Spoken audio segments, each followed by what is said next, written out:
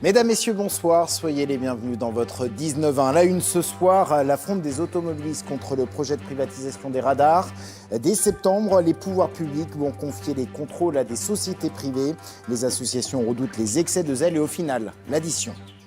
Les Chinois découvrent les joies du ski pour le plus grand bonheur des PME savoyardes.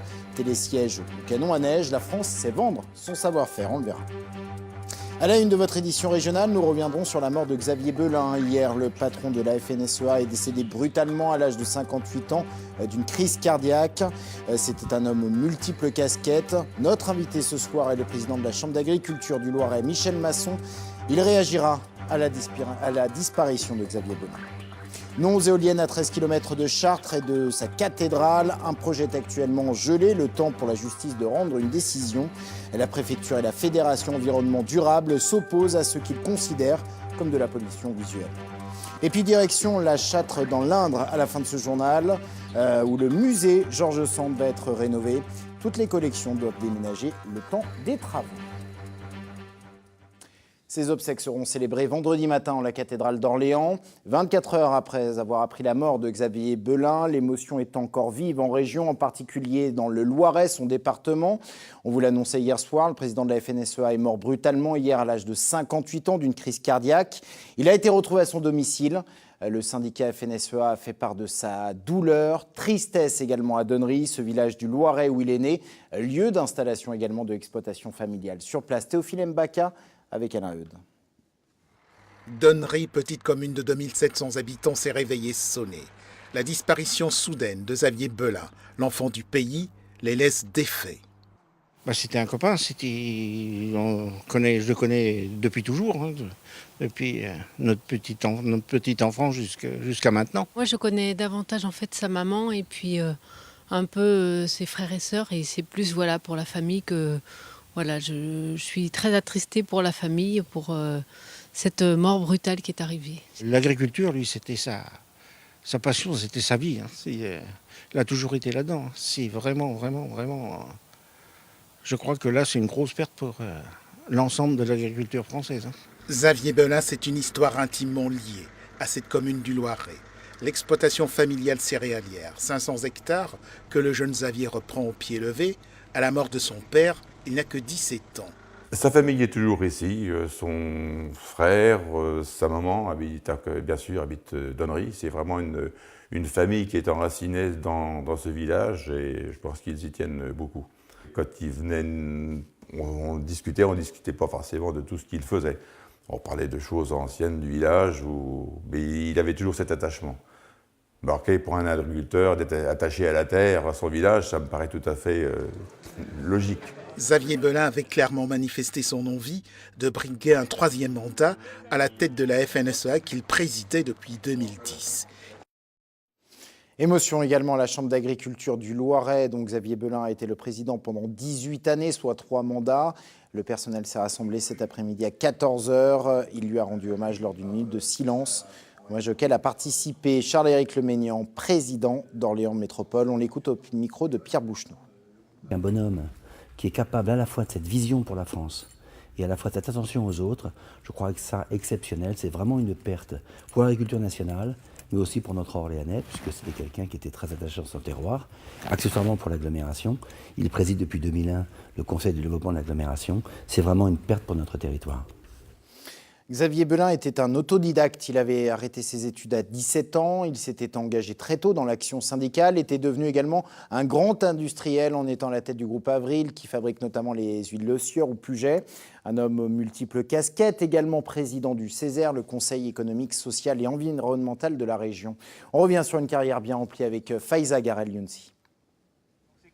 Les pieds ancrés sur les terres agricoles tout en ayant sa place aux côtés du pouvoir, Xavier Belin a su faire le lien entre Paris et la campagne, la sphère politique et le monde rural.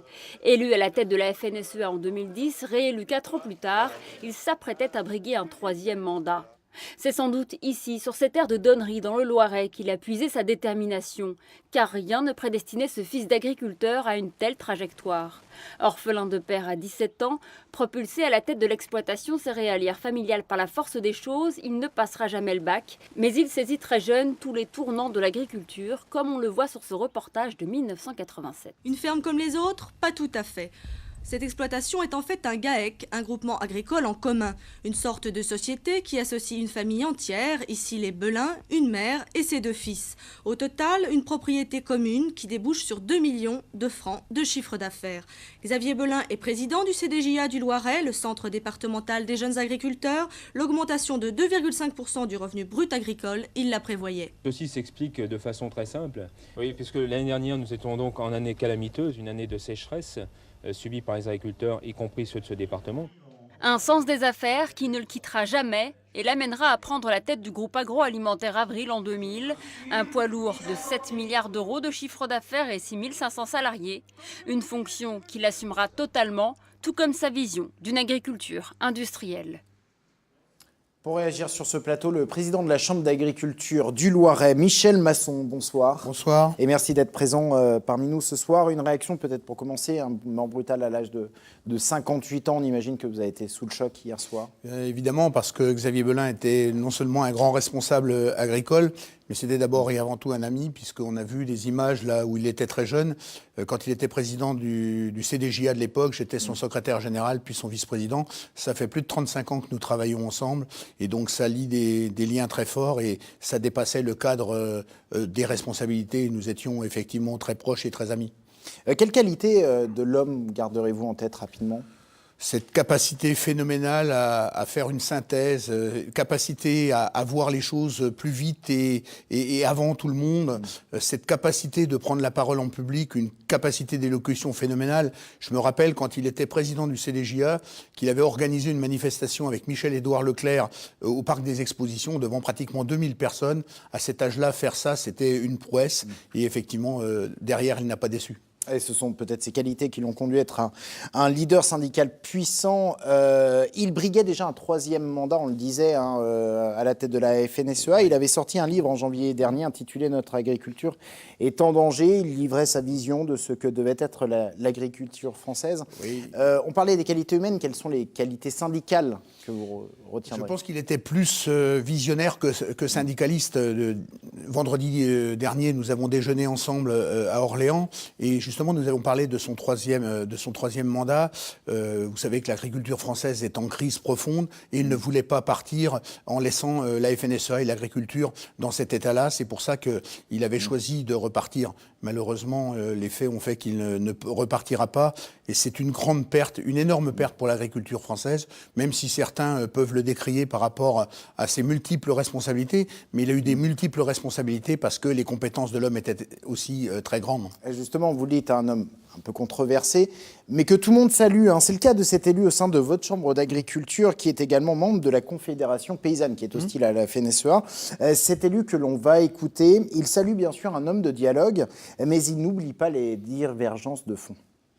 C'est pas d'hier la politique de la FNSEA, mais on est quand même passé en 30-50 ans de 1 200 000 paysans à 450 000, et puis on continue dans cette direction-là. Et Belin, il a toujours eu ce discours-là, donc là-dessus, il fait partie des responsables de la disparition des paysans. Il continue à vendre une image où il faut, comment dirais-je, entre guillemets, ce qu'ils disent, aller de l'avant. Il y a les biotechnologies comme solution, il y a les OGM comme solution, il y a la technologie comme les robots de traite. Et enfin, on voit bien que ça, sur le terrain, ça se traduit par la baisse du nombre de paysans.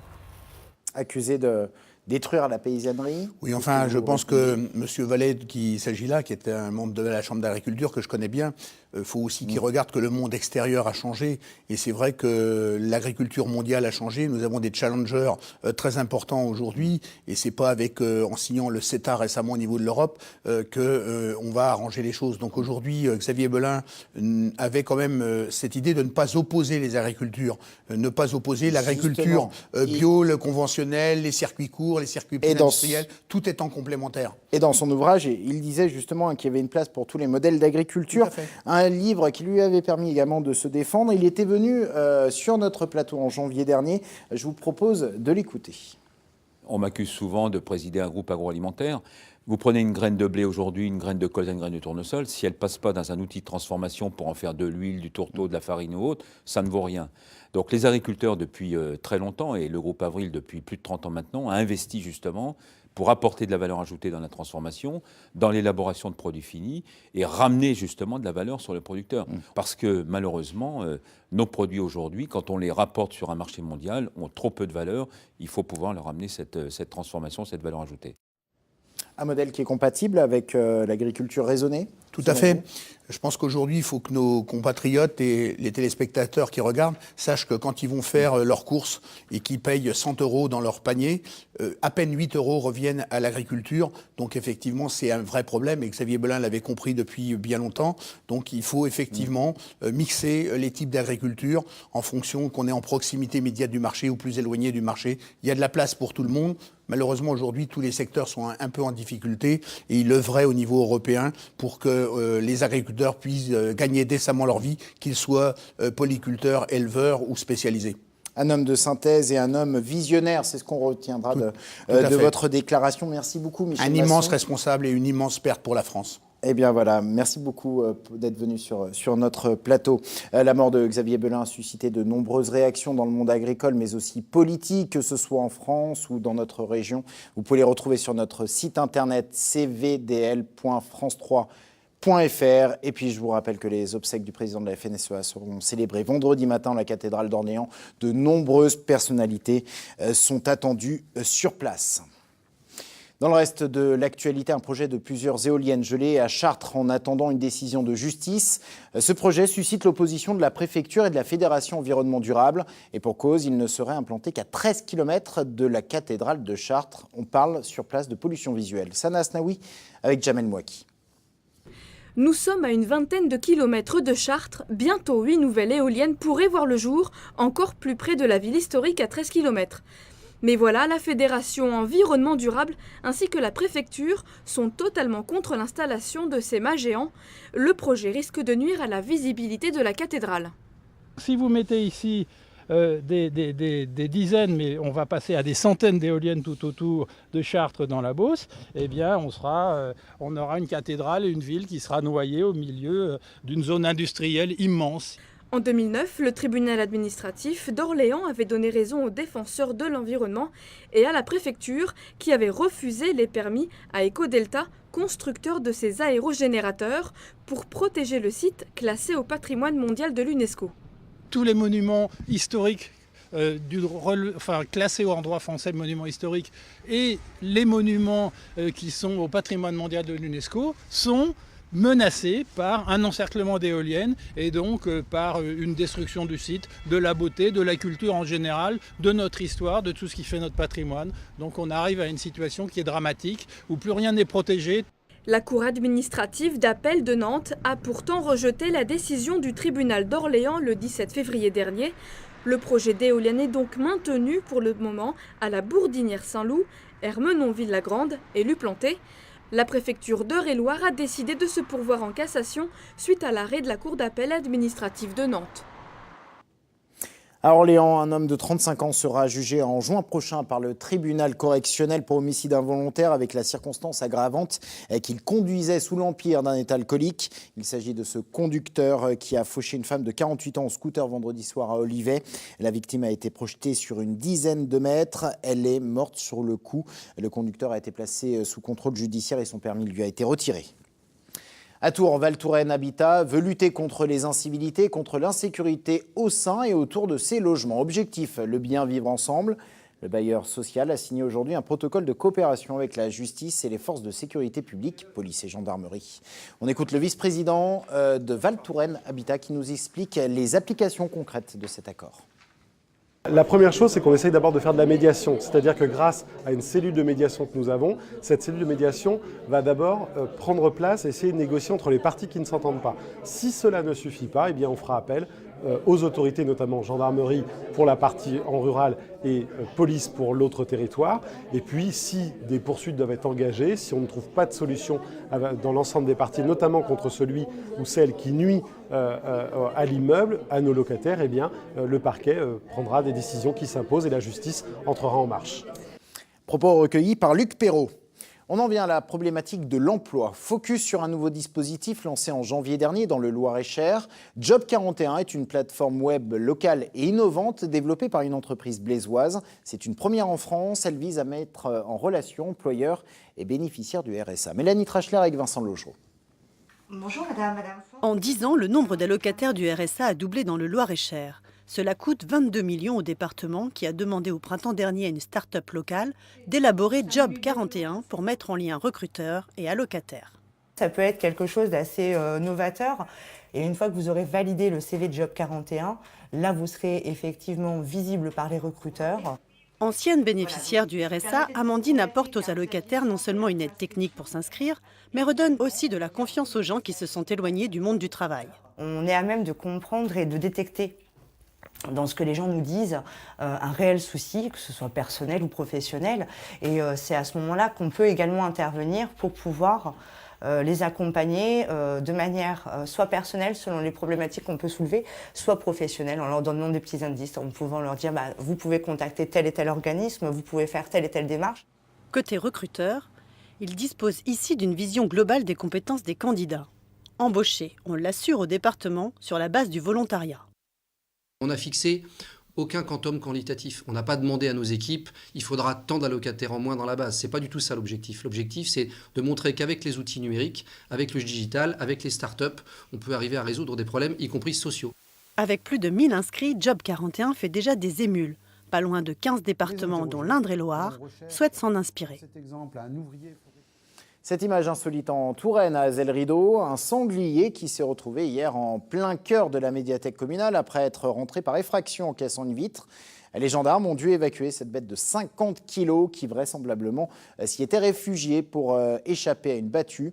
Le sanglier a été capturé à l'aide d'un filet avant d'être remis en liberté, en attendant peut-être la prochaine battue.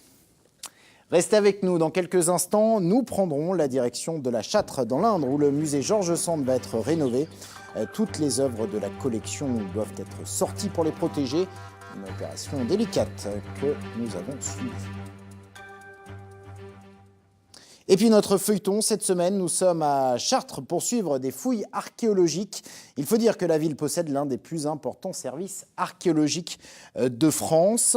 Feuilleton, donc épisode numéro 1 qu'on voit tout de suite. Sous les pieds des Chartrains repose 2000 ans d'histoire. Le service d'archéologie de la ville, un des plus importants de France, sensibilise les écoliers au métier d'archéologue.